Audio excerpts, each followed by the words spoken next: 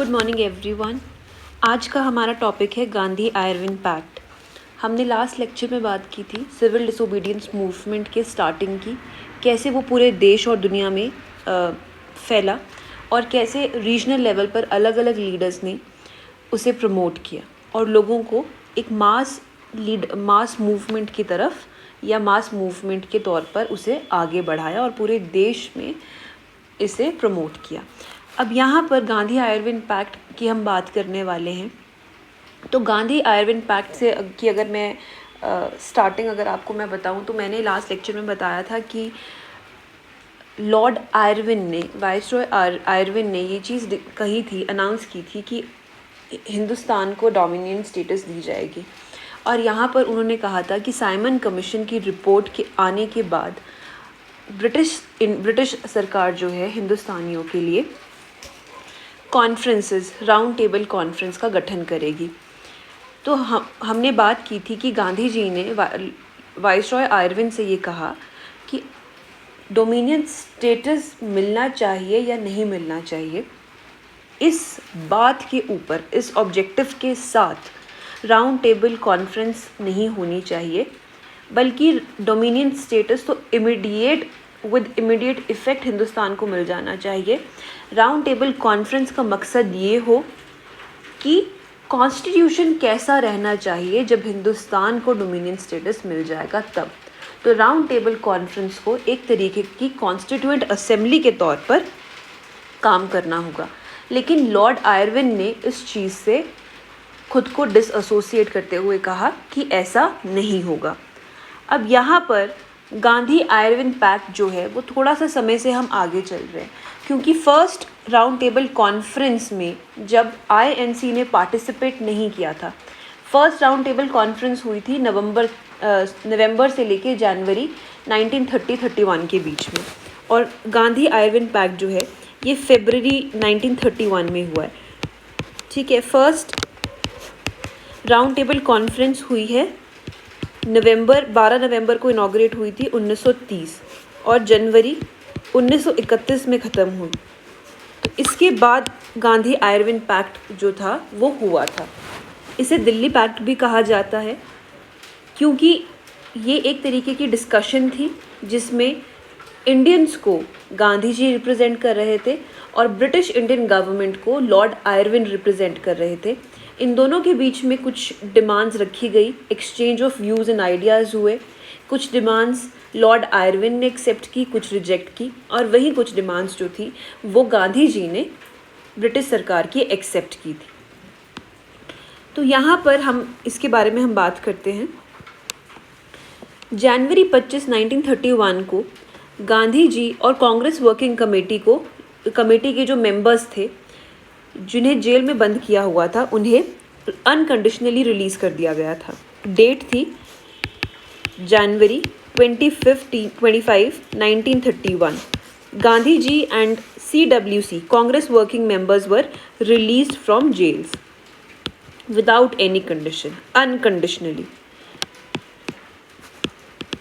अब जब हम स्टार्टिंग से 1 2 3 करके राउंड टेबल कॉन्फ्रेंस पढ़ेंगे तो आपको ये सब चीज़ें क्लियर हो जाएंगी कि यहाँ पर इस चीज़ को करने का क्या पॉइंट था।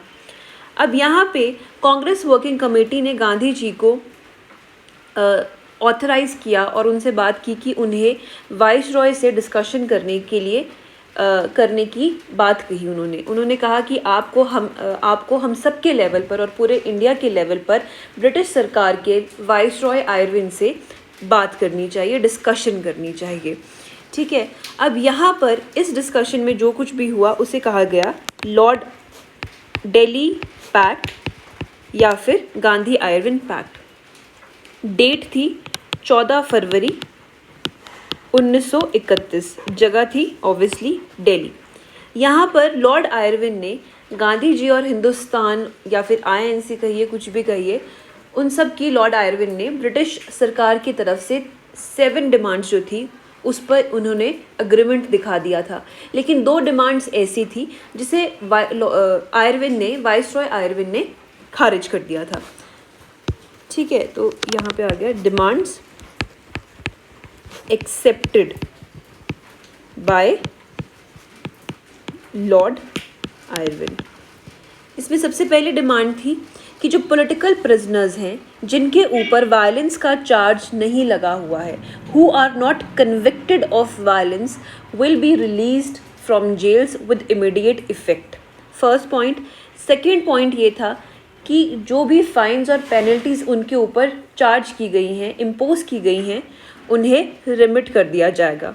थर्ड पॉइंट था कि जिन भी लोगों की सिविल डिसोबीडियंस मूवमेंट के चलते लैंड और प्रॉपर्टी कॉन्फिस्केट कर दी गई है और जिसे फर्दर आगे थर्ड पार्टी को नहीं बेचा गया है, उन्हें सरकार उनके असली मालिकों को वापस कर देगी।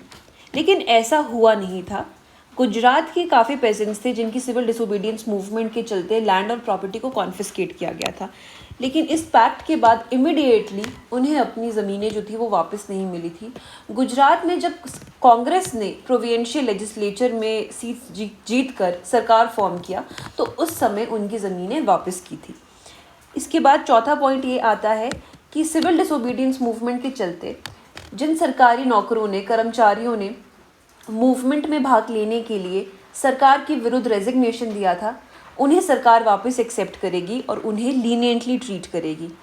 इसके साथ फिफ्थ पॉइंट ये था कि तटीय गांव के इलाकों में, जो कि तटीय ग्रामीण क्षेत्र हैं, कोस्टल विलेजेस हिंदुस्तान के, वहाँ पर रहने वाले जो लोग हैं उन्हें सॉल्ट मैन्युफैक्चरिंग करने का राइट मिले, not for sale, commercial purpose के लिए नहीं, लेकिन एटलीस्ट पर्सनल यूज़ के लिए। सिक्स्थ पॉइंट ये था कि जो भी लोग नॉन अग्रेसिवली और पीसफुली एजिटेशन करना चाहते हैं उन्हें करने दिया जाए। एजिटेशन से यानी कि पिकेटिंग जैसे, फॉर एग्जांपल घिराव अगर वो कर रहे हैं और वो किसी भी अग्रेसिव या वायलेंट बिहेवियर में इन्वॉल्व नहीं है तो वो उस चीज़ को कर सकते हैं। और साथ में सिविल डिसोबीडियंस मूवमेंट के चलते या रेवोल्यूशनरी एक्टिविटीज़ को बंद करने के लिए, कंट्रोल करने के लिए या कर्ब करने के लिए जहाँ जहाँ भी इमरजेंसी ऑर्डिनेंसेस को लागू किया गया है, इशू किया है, वहाँ पर उनका विड्रॉल हो जाना चाहिए। तो ये 7 डिमांड्स थी जो लॉर्ड आयरविन ने एक्सेप्ट कर ली थी। लेकिन साथ ही इसके साथ 2 मेन ऐसी डिमांड्स थी गांधी जी की जिसे वाइसरॉय ने खारिज कर दिया था, जिसमें सबसे बड़ी डिमांड थी भगत सिंह को फांसी की सज़ा देना। गांधी जी ने मांगा था कि लॉर्ड आयरविन या ब्रिटिश सरकार भगत सिंह और उनके एसोसिएट्स को दी गई फांसी की सज़ा को लाइफ इम्प्रिजनमेंट में कम्यूट कर दे, लेकिन इस डिमांड को खारिज कर दिया गया था। और साथ में ही गांधी जी चाहते थे कि जहाँ जहाँ भी लोगों को पुलिस की ब्रुटैलिटीज़ और एक्सेसेस को देखना मिला, पुलिस की ब्रुटैलिटीज़ को या वायलेंट एक्टिविटीज़ का एक तरीके से सामना करना पड़ा, उनके ऊपर पब्लिक इंक्वायरी होनी चाहिए, लेकिन सरकार ने ऐसा नहीं किया। अब यहाँ पर गांधी जी ने ब्रिटिश सरकार की 2 मेन बातें जो थी उन पर अग्रीमेंट कर दिया था। On behalf of INC, demands accepted by Gandhi ji on behalf of INC। ठीक है, यहाँ पर सबसे पहले उन्होंने कहा कि सस्पेंशन, उनसे मांगा गया कि सिविल डिसोबीडियंस मूवमेंट को सस्पेंड कर दिया जाए, which he agreed upon. So it was decided to suspend. उन्होंने एग्री किया कि ठीक है मैं सस्पेंड कर दूंगा, ख़त्म कर दूंगा। साथ में ही उनसे प्रॉमिस लिया गया कि वो अगले आने वाली राउंड टेबल कॉन्फ्रेंस में, मतलब कि सेकेंड राउंड टेबल कॉन्फ्रेंस में पार्टिसिपेट करेंगे। फर्स्ट राउंड टेबल कॉन्फ्रेंस के बाद ब्रिटिश सरकार को इस चीज़ से वो अच्छे से वाकिफ़ हो गए थे कि अगर उन्हें हिंदुस्तान में फ्यूचर में कॉन्स्टिट्यूशनल गवर्नमेंट को फॉर्म करना है तो पॉलिटिकली उन्हें INC का जो सपोर्ट है और इन्वॉल्वमेंट है वो नेसेसरी होगा। लेकिन क्योंकि INC ने फर्स्ट राउंड टेबल कॉन्फ्रेंस में पार्टिसिपेट नहीं किया था, इसलिए गांधी जी से लॉर्ड आयरविन ने यहाँ पर आश्वासन लिया और अग्रीमेंट लिया कि वो अगली राउंड टेबल कॉन्फ्रेंस में जो सितंबर 1931 में होने वाली थी उसमें वह पार्टिसिपेट करेंगे। तो गांधी जी ने इस चीज़ को एक्सेप्ट किया और उन्होंने कहा कि जहाँ जहाँ पर भी कॉन्स्टिट्यूशनल क्वेश्चंस, हिंदुस्तान के इंटरेस्ट में जो भी कॉन्स्टिट्यूशनल क्वेश्चंस अराइज होंगे, चाहे वो उनके सब्जेक्ट से रिलेटेड हो या फिर हिंदुस्तान की माइनॉरिटीज़ से रिलेटेड हो या हिंदुस्तान में फॉर्म फॉर्म होने वाली एक फेडरेशन हो, इन सब बातों पर वो डिस्कशन वहाँ पर करेंगे। तो यहाँ पर बात आती है कि क्या गांधी जी ने दिल्ली पैक्ट पे दस्तखत करके क्या सिविल डिसोबीडियंस मूवमेंट से हाथ पीछे खींच लिए थे? यहाँ पर अगर आप अपनी बुक को देखेंगे तो वहाँ पर क्वेश्चन आएगा, वॉज गांधी आयरविन पैक्ट और रिट्रीट मतलब कि किसी चीज़ से पीछे हट जाना। लेकिन ऐसा नहीं था, क्योंकि हमेशा ही हमने हर मूवमेंट में बात की है और हर मूवमेंट के एंड में हमने देखा है कि कुछ ना कुछ मेजर होता आया है, या फिर लोगों की जो लड़ने की ताकत थी, जितने एंथुजियाज्म के साथ लोग पार्टिसिपेट करते हैं या स्टार्ट में जुड़ते हैं किसी मूवमेंट के, एंड तक आते आते उनकी जो एनर्जीज़ हैं वो लो होने लग जाती हैं और कहीं ना कहीं उनकी जो पार्टिसिपेशन है वो थोड़ी सी डिसइंटरेस्ट की तरफ जाने लग जाती हैं। तो गांधी जी इस चीज़ से बहुत अच्छे से वाकिफ़ थे कि जनता को बहुत लंबे समय तक किसी मूवमेंट में ड्राइव नहीं किया जा सकता था। साथ में ही सितंबर 1930 के आसपास तक जो शॉपकीपर्स थे, ट्रेडर्स, मर्चेंट्स थे, इन सब की भी एक इंथुजियास्टिक पार्टिसिपेशन जो थी वो इतनी ज़्यादा नज़र नहीं आ रही थी, क्योंकि obviously they were exhausted and their business and their work was getting compromised.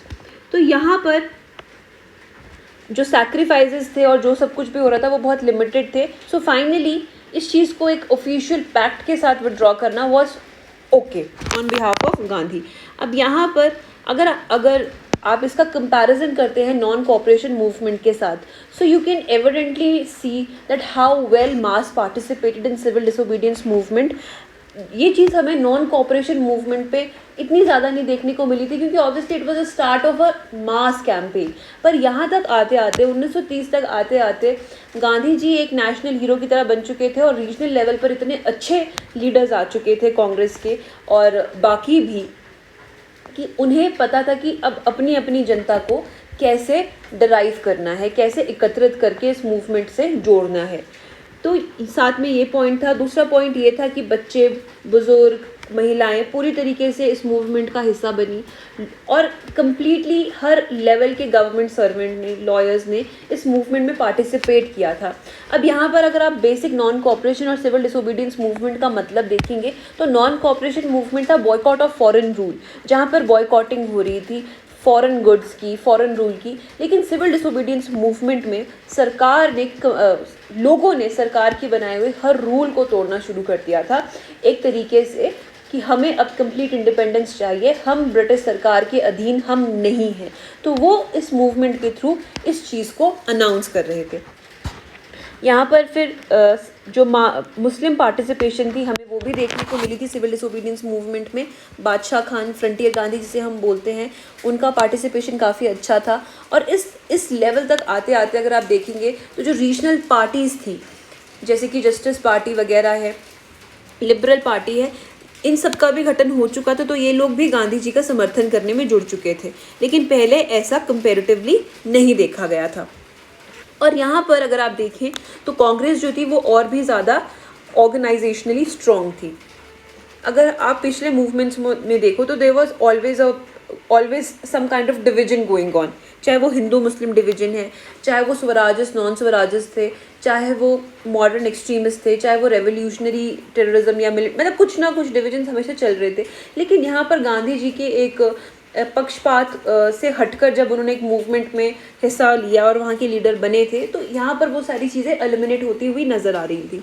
अब इसी बीच में 1931 में कराची में INC का सेशन हुआ। अगर आप नोटिस करेंगे तो मैंने लास्ट सेशन बताया था 1928 का और 1929 का। 1928 मोतीलाल नेहरू, 1927 MA अंसारी एंड 1929 का जवाहरलाल नेहरू का पूर्ण स्वराज वाला INC का सेशन था, लाहौर सेशन। अब 1930 में सेशन अगर आप नोटिस करेंगे तो नहीं हुआ है। यहाँ पर 1931 में एक स्पेशल INC का सेशन रखा गया कराची में। कराची जिसे कहा गया कराची रेजोल्यूशन, क्योंकि यहाँ पर 2 मेन रेजोल्यूशंस जो थे वो पास किए गए थे।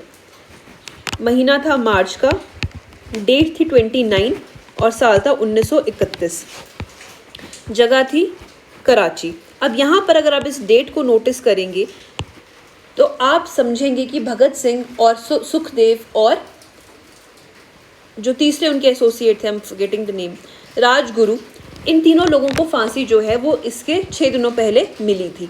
अब जब गांधी जी कराची की तरफ जाने लगे तो पंजाब नौजवान भारत सभा के लोगों ने प्रोटेस्ट किए, ब्लैक फ्लैग डेमोन्स्ट्रेशंस किए थे पूरे रास्ते में।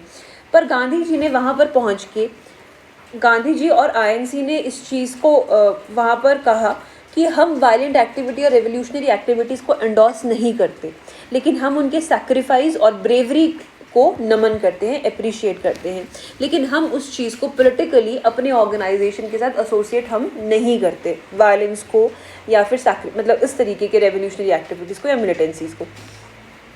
अब यहाँ पर इस रेजोल्यूशन में, इस आईएनसी के सेशन में दिल्ली पैक्ट के ऊपर फर्दर चर्चा की गई और साथ में 2 रेजोल्यूशंस ऐसे पास किए जिनके ऊपर कहा जाता है कि आईएनसी का जो फ्यूचर था, आईएनसी का जो पॉलिटिकल फ्यूचर था वो इन 2 रेजोल्यूशंस के ऊपर जो था वो काफ़ी हद तक बेस करता था। सबसे पहले रेजोल्यूशन था रेजोल्यूशन ऑन फंडामेंटल राइट्स। अगर आप इसे पढ़ेंगे अपने बुक्स में तो आप देखेंगे कि किस तरीके से हमारे जो फंडामेंटल राइट्स हैं वो इस रेजोल्यूशन से काफ़ी हद तक जो है वो इन्फ्लुएंस्ड है। और दूसरा रेजोल्यूशन है resolution on national economic programme. हमारे फंडामेंटल्स जो इस समय हमारे कॉन्स्टिट्यूशन में शामिल किए गए हैं उसके काफ़ी हद तक जो ये रेजोल्यूशन था फंडामेंटल राइट्स का वो सिमिलर था। इसमें मेन 7 पॉइंट्स गारंटी किए गए थे, 7 राइट्स थे। फर्स्ट था free speech and free press, right to form association, right to assemble, universal adult franchisee, equal legal rights irrespective of caste, creed, sex, neutrality of state and religious matters, free and compulsory primary education, protection to culture, language, script of minorities and linguistic groups। तो अगर आप इस resolution के points को समझते हैं तो आप मान रहे होंगे कि 15 से लेके आर्टिकल 15 से लेके 15 से लेके 29-30 तक सारे ही मेन पॉइंट्स जो हैं वो यहाँ पर कवर हुए हैं। साथ में जो दूसरा रेजोल्यूशन था वो था नेशनल इकोनॉमिक प्रोग्राम का। यहाँ पर आईएनसी का इस चीज़ को मानना था कि अगर हमें हिंदुस्तान की जनता को पॉलिटिकल फ्रीडम दिलानी है तो सबसे पहले हमें उनका जो इकोनॉमिक एक्सप्लॉयटेशन था उसे रोकना होगा। जब हम उन्हें इकोनॉमिकली फ्री करवा पाएंगे तभी हम उन्हें पॉलिटिकली भी फ्रीडम दिला पाएंगे। तो नेशनल इकोनॉमिक प्रोग्राम के भी 7 पॉइंट्स थे जिसमें रेवेन्यू रेंट पेमेंट्स में रिडक्शन था, एग्रीकल्चर इंडेटनेस से जो कि उधार होता है, लोन्स होते हैं, उनसे आज़ादी थी, फिर बेटर लिविंग कंडीशंस थे, हाई वेजेस थे, इंडस्ट्रियल एरियाज़ में जो औरतें काम करती हैं उनके लिए बेटर कंडीशन, सेफ्टी, सिक्योरिटी और वेजेस के मुद्दे यहाँ पर उठाए गए थे।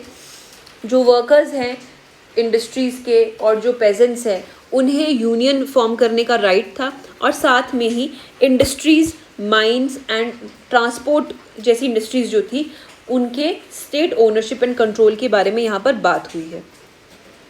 अब यहाँ पर हम बात करेंगे राउंड टेबल कॉन्फ्रेंसेस की। अभी तक हमने पैक्ट की बात की थी और कराची रेजोल्यूशन के मेन पॉइंट्स की, तो I hope it is clear to you. अब हम यहाँ पर राउंड टेबल कॉन्फ्रेंस 1, 2 एंड 3 के बारे में बात करेंगे, ठीक है।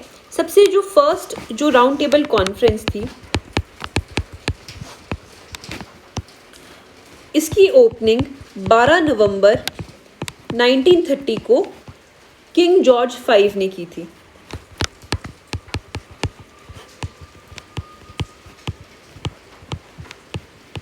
किंग जॉर्ज 5 और इसके चेयरमैन थे ब्रिटिश के प्राइम मिनिस्टर रैमसे मैकडोनाल्ड।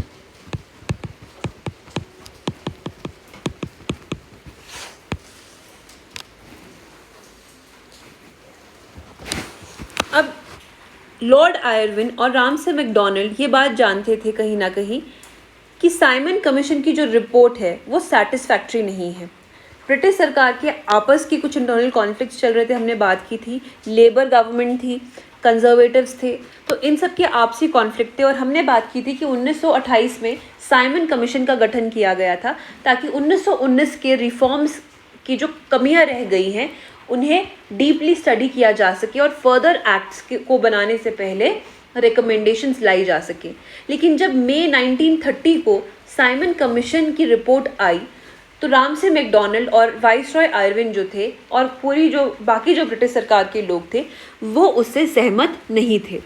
उन्होंने उस रिपोर्ट को इम्प्रॉपर और इनएडिक्वेट माना और उस चीज़ को फर्दर अच्छे से स्टडी करने के लिए हिंदुस्तान में कैसे सरकार रहनी चाहिए, डोमिनियन स्टेटस कैसा हो क्या नहीं हो, इस चीज़ के लिए उन्होंने राउंड टेबल कॉन्फ्रेंसेस का गठन किया था। अब जब फर्स्ट कॉन्फ्रेंस थी तो इस कॉन्फ्रेंस के माध्यम से सब पहली बार ब्रिटिश सरकार ने हिंदुस्तानियों को बराबरी का राइट दिया था। It was the first conference that was organized by British government in which British and Indians were treated as equals। तो ये एक बहुत ही बड़ा पॉइंट है यहाँ पर। कांग्रेस के लीडर्स ने और कुछ प्रोमिनेंट बिजनेस लीडर्स ने इस मीटिंग को अटेंड करने से मना कर दिया था, लेकिन कुछ लोग ऐसे भी थे जिन्होंने अपनी अपनी पार्टीज़ को और अपने अपने यूनियंस को यहाँ पर जाके अपनी अपनी फ्रेटर्निटी को रिप्रेजेंट किया था।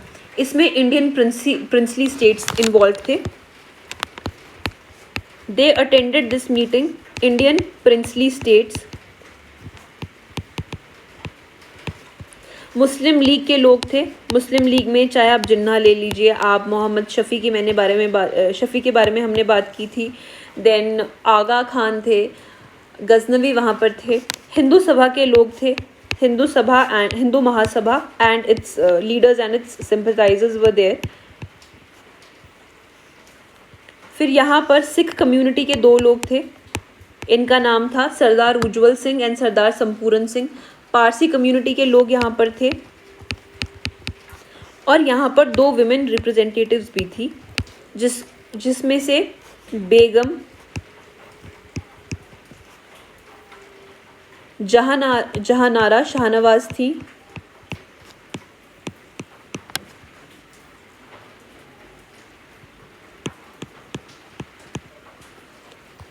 और दूसरी विमेन इस कॉन्फ्रेंस को अटेंड करने वाले थे राधाबाई सुबरायन। राधाबाई सुभारायन, ये दो औरतें थी। साथ में ही लिबरल पार्टी के लोग भी थे। Liberals were there including Sapru, A.P. Patro and Vithojirao Yadav. I am sorry, ये जस्टिस पार्टी के लोग हैं। लिबरल्स के लोग थे J.N. बासु, तेज बहादुर सप्रू एंड चिंतामणि। जस्टिस पार्टी के लोग थे A.P. Patro, Vithojirao Yadav and Mudaliar. They represented Justice Party. इसमें इंडियन क्रिश्चियंस भी थे, इसमें एंग्लो इंडियंस भी थे, यूरोपियंस भी थे, इसमें बर्मा की रिप्रेजेंटेटिव भी थे। बर्मा की रिप्रेजेंटेटिव यहाँ पे थे sir Oscar de Glanville. He represented the Burma territory. और यहाँ पर मद्रास प्रोविंस को रिप्रेजेंट करने के लिए भी दो यूरोपियंस थे, T.F. Gavin Jones and C.E. Wood. यहाँ पर कुछ लैंडलॉर्ड्स भी थे बिहार, यूनाइटेड प्रोविंसेस और उड़ीसा से। यूनिवर्सिटीज़ भी थी बर्मा, सिंध और कुछ और प्रोविंसेस की। वहीं पर भारत सरकार को रिप्रेजेंट करने के लिए 4 लोग गए थे, people who represented government of India, जिसमें से नरेंद्र नाथ लॉ थे, नरेंद्र लॉ, भूपेंद्र नाथ मित्र,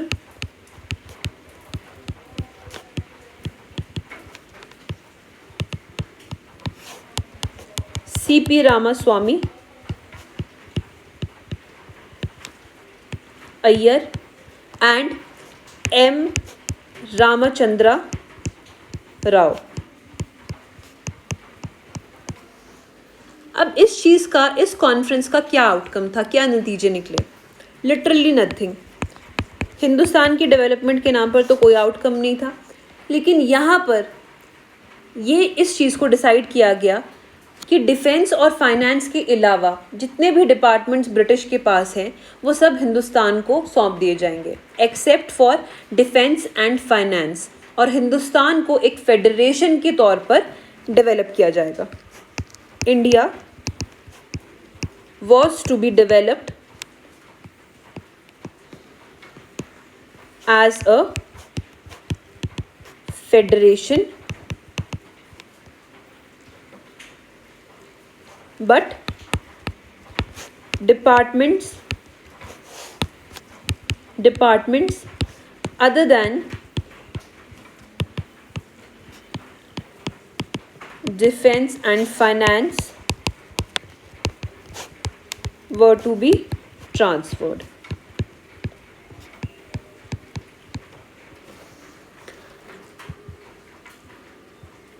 लेकिन सरकार ने इन रिकमेंडेशंस को इम्प्लीमेंट करने के लिए भी कुछ नहीं किया और इसके चलते सिविल डिसोबीडियंस मूवमेंट जो था वो आईएनसी ने कंटिन्यू रखा। वहीं पर सरकार को इस चीज़ का रियलाइजेशन हो चुका था कि अगर हिंदुस्तान के कॉन्स्टिट्यूशनल फ्यूचर के बारे में अगर बात किसी से की जानी चाहिए then that should solely be Indian National Congress, और इंडियन नेशनल कांग्रेस ही हिंदुस्तान को पॉलिटिकली रिप्रेजेंट करती है। ठीक है, अब यहाँ पर सेकेंड राउंड टेबल कॉन्फ्रेंस हुई और सेकेंड राउंड टेबल कॉन्फ्रेंस से पहले जैसे कि मैंने बताया कि 25 जनवरी 1931 को गांधी जी को जेल से रिलीज़ कर दिया गया था और 14 फरवरी 1931 को दिल्ली पैक्ट या फिर गांधी आयरविन पैक्ट हुआ था। अब सेकेंड आरटीसी की बात आती है, ये कहाँ हुई? लंदन में। डेट थी सितंबर 7, 1931 से लेके दिसंबर 1 दिसंबर 1931। आईएनसी को यहाँ पर रिप्रेजेंट करने वाले सोल लीडर थे गांधी जी। गांधी जी रिप्रेजेंटेड आईएनसी, सिर्फ एक आदमी। वहीं पर इंडियन लिबरल पार्टी थी, उसके मेंबर्स थे जैसे कि तेज बहादुर सप्रू, चिंतामणि एंड श्रीनिवासा शास्त्री, जिन्होंने गांधी जी से अपील की कि वो वाइसरॉय से बात करें। अगर क्वेश्चन आता है कि गांधी आयरविन पैक्ट क्यों साइन किया गया, तो यहाँ पर इन लोगों का अगर नाम आता है तो हम मान लीजिए अगर टिक मार्क करने के लिए आ गया प्रीलिम्स में, सो जो इंडियन लिबरल पार्टी के लोग थे उन्होंने गांधी जी को इंड्यूस किया था कि वो दिल्ली पैक्ट के ज़रिए लॉर्ड आयरविन या ब्रिटिश सरकार से जो है वो बात करें। ठीक है, members of Indian Liberal Party including Tej Bahadur Sapru, C.Y. Chintamani and Srinivasa Shastri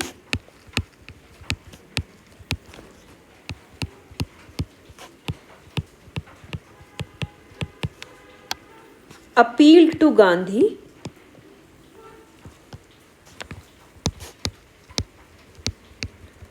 to talk to Viceroy। और इसी की वजह से गांधी आयरविन पैक्ट हुआ था।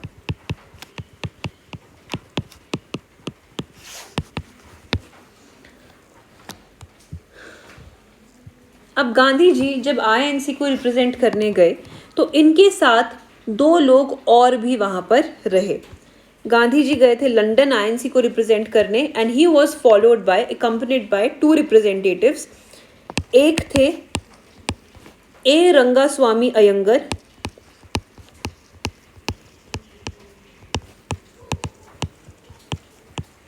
और दूसरे थे मदन मोहन मालवीय।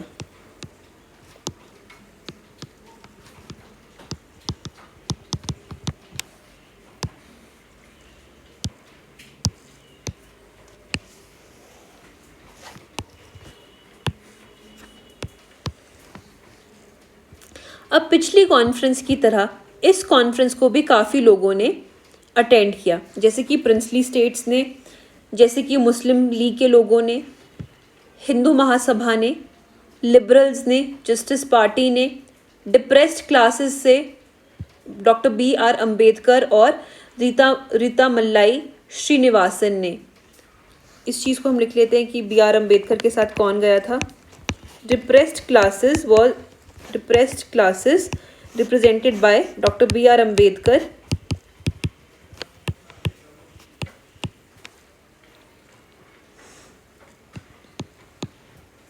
and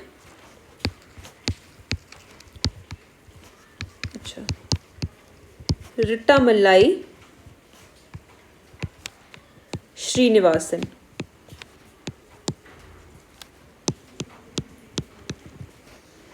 सिख पार्टी को रिप्रेजेंट करने के लिए सरदार उज्जवल सिंह और सरदार संपूरन सिंह गए. Parsis were also represented by Cowasji Jehangir, Homi Mody and Phiroze Sethna. Indian Christians were represented by Surendra Kumar Datta and PT.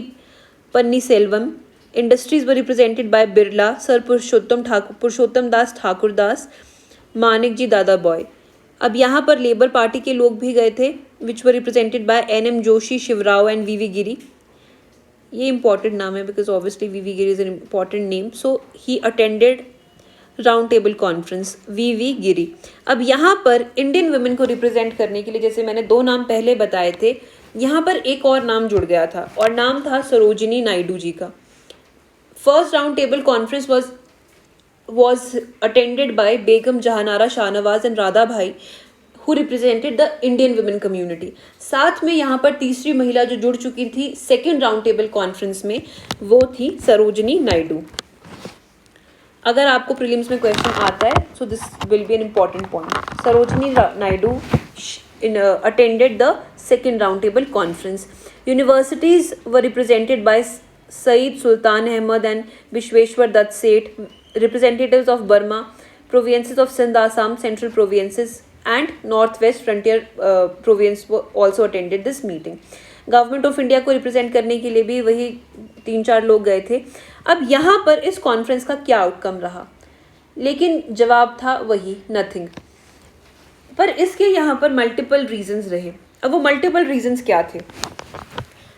देखो, पैक्ट तो साइन हुआ था लॉर्ड आयरविन के साथ, लेकिन सितंबर 1931 यानी कि सेकेंड राउंड टेबल कॉन्फ्रेंस आते आते, उसकी डेट आते आते इंग्लैंड में फिर खलबली मच गई और वहाँ पर लेबर पार्टी जो थी वो बेचारी गिर गई और एक कोलैटरल गवर्नमेंट का निर्माण किया गया जिसका नाम था नेशनल गवर्नमेंट, जिसे लेबर पार्टी और कंजर्वेटिव्स ने मिलकर फॉर्म किया था और प्राइम मिनिस्टर थे Ramsay McDonald. Prime minister was same. लेकिन यहाँ पर लॉर्ड आयरविन जो थे उन्हें रिप्लेस कर दिया गया बाय लॉर्ड विलिंगडन. हिंदुस्तान के नए वाइसरॉय आ चुके हैं 1931 में, नाम है लॉर्ड विलिंगडन. नेशनल गवर्नमेंट ने लेबर गवर्नमेंट को रिप्लेस कर दिया है और अब ऑब्वियसली अगर कंजर्वेटिव्स नेशनल गवर्नमेंट में इन्वॉल्व हैं, so we know that they are not sympathetic towards Indians. तो वो यहाँ पर हिंदुस्तान में जो रेवोल्यूशनरी एक्टिविटीज़ चल रही है उससे क्या हो रहा है, उससे यूरोपियंस मारे जा रहे हैं. जैसे हमने पिछले इंसिडेंसेस पढ़े थे कि सॉन्डर्स मर्डर हुआ, महिला इनोसेंट महिला मर गई, या सेंट्रल लेजिस्लेटिव असेंबली में बॉम्बिंग हुई, ये सब चीज़ें हो रही हैं. चिटागोंग आर्मरी हुई, वो सब आर्मरी में रेड्स हुई, वो सब चीज़ें हो रही हैं. तो ब्रिटिश सरकार जो है या उसके स्पेसिफिकली जो कंजर्वेटिव्स हैं वो हिंदुस्तान में मरने वाले यूरोपियंस जो कि रेवोल्यूशनरी एक्टिविटीज़ की वजह से अपनी जान खो रहे हैं, उनसे वह खुश नहीं है. अपने 4 लोग मर रहे हैं उससे खुश नहीं है, इसलिए हिंदुस्तान में स्ट्रॉन्ग गवर्नमेंट का निर्माण करना चाहते हैं. लेकिन यहाँ हिंदुस्तान के लोग सालों से मार खा रहे हैं, जुल्म सह रहे हैं तुम्हारे, उससे तुम्हें कोई प्रॉब्लम नहीं है.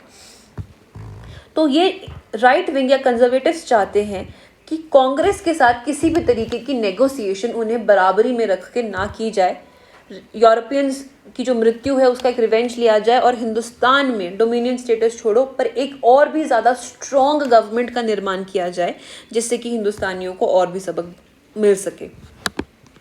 अब यहाँ पर प्राइम मिनिस्टर थे रामसे मैकडोनाल्ड ही और नेशनल गवर्नमेंट में जो कंजर्वेटिव्स को रिप्रेजेंट कर रहे हैं वो है विंस्टन चर्चिल.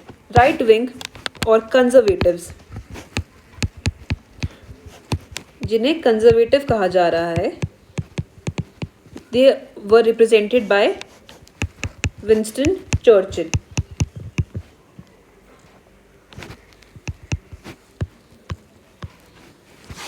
और यहाँ पर हिंदुस्तान के लिए नए सेक्रेटरी फॉर स्टेट आए हैं जिनका नाम है सैमुअल हॉयरे। सैमुअल हॉयर। अब यहाँ पर अब कॉन्फ्रेंस से पहले हालात हिंदुस्तान के लिए बुरे हैं, ऊपर से क्या हो रहा है, गांधी जी जा रहे हैं। अब गांधी जी या सोल लीडर जा रहे हैं, सोल रिप्रेजेंटेटिव जा रहे हैं किसके, आईएनसी के। लेकिन राउंड टेबल कॉन्फ्रेंस में हिंदुस्तान के इतने अलग अलग रंगों वाले लोग, मतलब इतने अलग अलग एस्पेक्ट्स दिखाए जाएंगे कि कहीं ना कहीं एक कॉमन निष्कर्ष जो है वो निकलेगा ही नहीं। अब राउंड टेबल कॉन्फ्रेंस को अटेंड करने के लिए हिंदुस्तान के इतने डेलीगेट्स गए, कोई प्रिंसली स्टेट्स को रिप्रेजेंट कर रहा है, कोई महिलाओं को रिप्रेजेंट कर रहा है, कोई डिप्रेस्ड क्लासेस को रिप्रेजेंट कर रहा था, कोई लेबर पार्टी, जस्टिस पार्टी, इन सब के को रिप्रेजेंट कर रहा था। कि इन सब डेलीगेट्स जो थे, इनके व्यू पॉइंट्स और उनकी डिमांड्स और आइडियाज़ जो थे वो एक दूसरे से इतने भिन्न थे कि सरकार को यहाँ पर डिवाइड एंड रूल करने का एक और मौका जो था वो मिल गया था। यहाँ पर गांधी जी ने सेपरेट इलेक्टोरेट दिलाने की बात जो थी उसे बिल्कुल जो था अपोज किया। गांधी जी ने कहा कि हिंदुस्तान को अगर रिप्रेजेंट करता है तो वो मैं करता हूँ और आईएनसी करती है, and we stand strongly against imperialism. साथ में उन्होंने कहा कि अनटचेबल्स को या फिर जो डिप्रेस्ड क्लासेस हैं वो उन्हें एक माइनॉरिटी कंसिडर ना की जाए। जो डिप्रेस्ड क्लासेस हैं या लोअर कास्ट के लोग हैं वो हिंदू रिलीजन का ही हिस्सा हैं, तो हमें उन्हें सेपरेट इलेक्टोरेट देके और मोटिवेट नहीं करना चाहिए हिंदू धर्म से या हिंदुस्तान के लोगों से अलग होने के लिए, बल्कि हमें इसे एक बीमारी की तरह लेना चाहिए और इसे समाज से जड़ से उखाड़ने के लिए, एलिमिनेट करने के लिए या इरेडिकेट करने के लिए स्टेप्स लेने चाहिए। उन्होंने साथ में ही मुस्लिम कम्युनिटी के जो डेलीगेट्स थे उन्हें भी कहा कि मैं तुम्हें हर लेवल पर तुम्हारे साथ कोऑपरेट करूंगा अगर तुम अनटचेबल्स को दिए जाने वाले सेपरेट इलेक्टोरेट के अगेंस्ट वोट करोगे तो। पर यहाँ पर उन्होंने रिजर्व्ड सीट्स के लिए आज सच विरोध जो था वो नहीं दिखाया था। अब यहाँ पर एक डेडलॉक क्रिएट हो गया, and it was Gandhi versus all the minorities. जितनी भी लोग थे वो सब अपने अपने आप को माइनॉरिटी क्लेम कर रहे थे। इसमें बहुत सारे ग्रुप्स थे और इन सब ने मिलकर अपनी डिमांड को इकट्ठा करके कह दिया था minority pact, and this was represented by Muslims, ये भी अपने आप को हिंदुस्तान में माइनॉरिटी मान रहे थे, डिप्रेस्ड क्लासेस,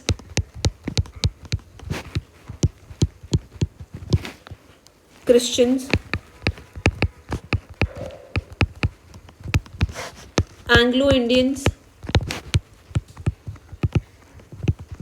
ये सब मिलके जो थे एक माइनॉरिटी पैक्ट में शामिल हो चुके थे और सभी सेपरेट इलेक्टोरेट की डिमांड कर रहे थे।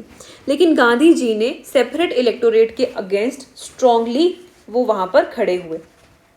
अब यहाँ पर एक डेडलॉक जो था वो फॉर्म हो चुका था, दिस वर्सेस गांधी।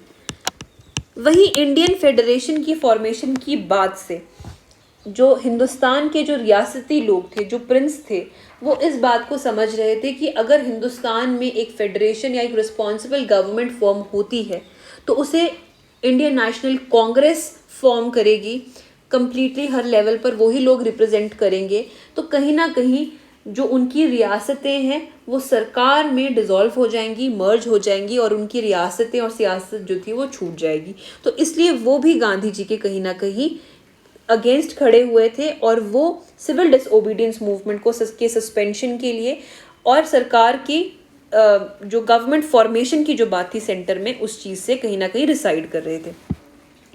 अब सेकेंड राउंड टेबल कॉन्फ्रेंस का क्या आउटकम निकला?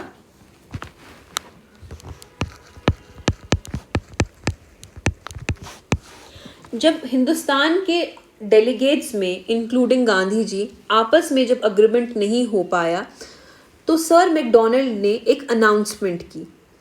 उन्होंने कहा कि 2 मुस्लिम मेजॉरिटी प्रोविंसेस की फॉर्मेशन होगी। When the session ended, Ramsay MacDonald announced the formation of 2 Muslim majority provinces.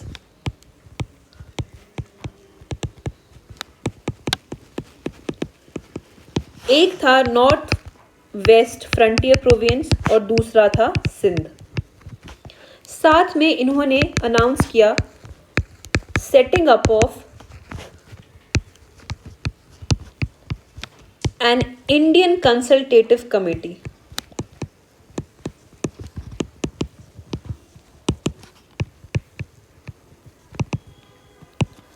साथ में इन्होंने कहा कि 3 एक्सपर्ट कमेटीज की फॉर्मेशन की जाएगी।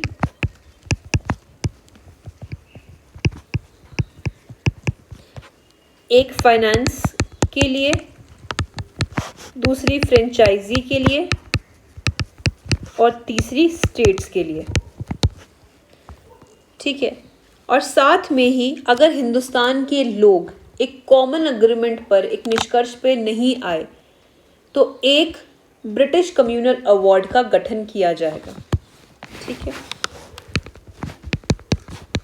If Indians fail to agree, there will be a formation of a unilateral British Communal Award.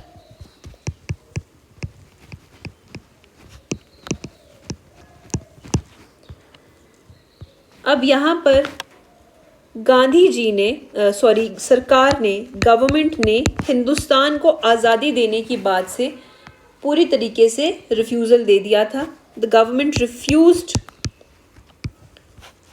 To concede the basic Indian freedom.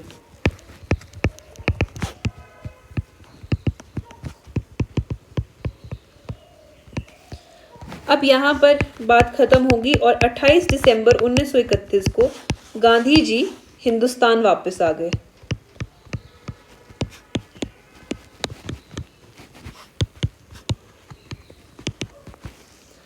अब यहाँ पर बात आती है थर्ड राउंड टेबल कॉन्फ्रेंस की।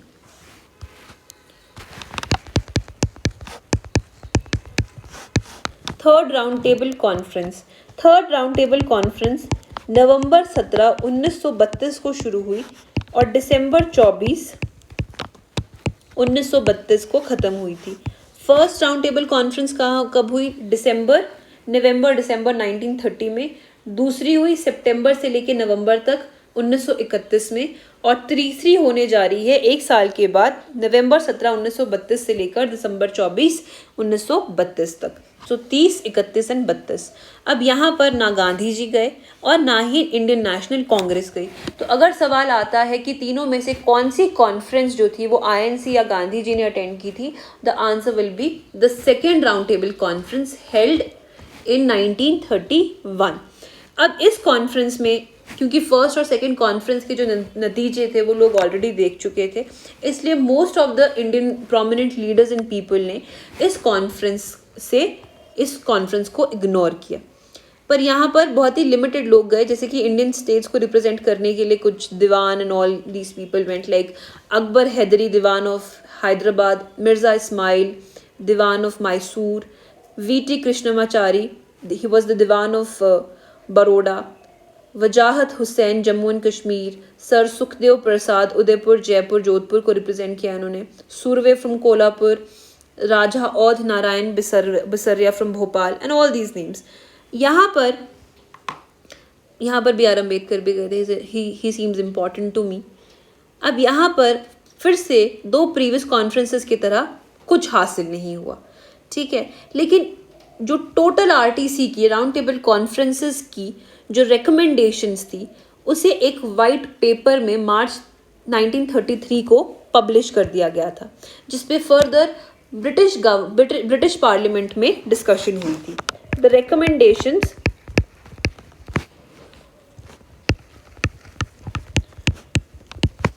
Were published in a white paper in March 1933। अब यहाँ पर एक जॉइंट सेलेक्ट कमेटी की फॉर्मेशन हुई, जिसने इन रिकमेंडेशंस पर एनालिसिस किए. Joint select committee was formed to further analyze the recommendations made in this white paper. और क्या आप जानते हैं कि इन recommendations का जो analysis था वो इस कमेटी ने जब किया तो क्या हुआ आगे? इस कमेटी ने एक ड्राफ्ट बिल प्रपोज किया. A draft bill was proposed to be passed in February 1935. अब 1935 आ चुका है and we all know that a very very important act जिस पे कि हिंदुस्तान की कॉन्स्टिट्यूशन बेस करती है that is government of India act 1935. फरवरी 1935 को इस ड्राफ्ट बिल को प्रपोज किया गया था और जुलाई 1935 को ब्रिटिश पार्लियामेंट ने इसे पास कर दिया गया और नाम दिया गया गवर्नमेंट ऑफ इंडिया एक्ट 1935. अब यहां तक बात आ गई इतनी. अब फर्दर इसके बाद क्या होगा कि सिविल डिसओबीडियंस मूवमेंट जो था वो फिर से लॉन्च कर दिया जाएगा. अब वो सब चीज़ें जो हैं वो मैं आपको नेक्स्ट लेक्चर में बताऊंगी. साथ में यहाँ पर पूना पैक्ट होगा जो कि गांधी जी और B.R. अम्बेडकर के बीच में होगा. जब वो एक जॉइंट इलेक्टोरेट की बात नहीं मानेंगे तो गांधी जी यहाँ पर फिर से व्रत भी रखने वाले, फास्ट करने वाले. So that I am going to continue in the next lecture that will be coming today itself. So thank you so much.